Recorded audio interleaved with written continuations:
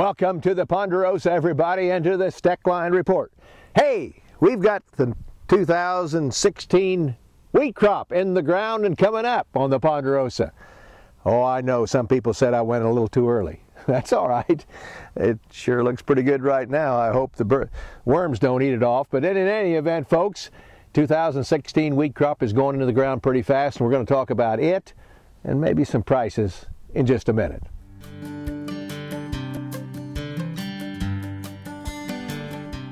Every father would like to have their son farm with them and grandson and continue to farm. It's kind of a legacy, I guess. And then my dad was a farmer, and then of course then I am and my son. So actually Jackson, would be the fifth generation from my grandfather. It's going to be key for us to have American Ag Credit. It's a long-term partnership with them is what it is. Well, USDA tells us that we had a lot of wheat, a lot of corn, a lot of soybeans around again. A report out just a few days ago indicated to us not a lot of surprises. If anything, I thought the wheat deal looked better than anything. Let me just give you some examples. The quarterly stocks report showed corn at 1.7 billion bushels. That was right in line with the trade guess. There wasn't enough difference there to wad a shotgun. Soybeans, 191 million bushels compared to the average trade guess of 204 was slightly bullish, I thought. And just last month they said 210. So we're down from 210 million bushels to 191 in 1 month. I like the sound of that. Over on the wheat side, all wheat production this 2015-16 year, 2,052 million. That compared to 2,136 just a month ago. So it's down, and it was down from the average trade guess. Winter wheat, 1.37 billion bushels. The average trade guess was 1.43, and just a month ago, USDA says 1.438. So a nice decline there too. Why aren't the prices going up? Well, they have a little. Folks, we've got a little bit of a chance to get $5.50 wheat for some of the stuff that we might cut next year. If we get a little bit more rain and we get a decent crop, we'll have to wait and see. But just a guess on my own as I look around the country. Yes, world production is plenty.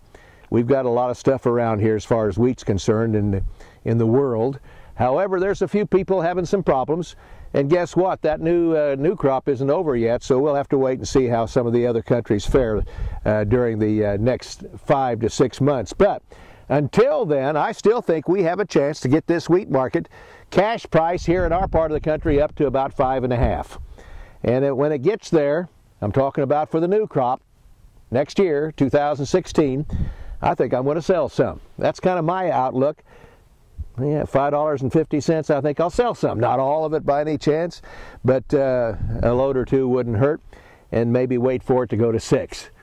And if it gets to 6, I think it'd be a miracle. That's the way we look at it.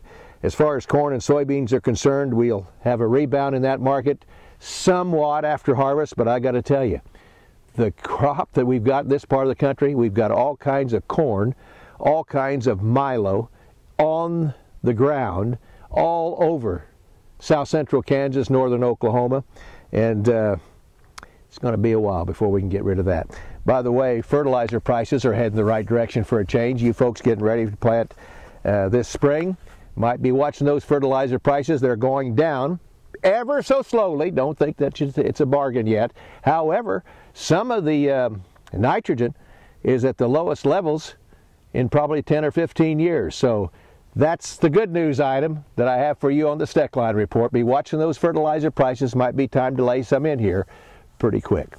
See you next time around.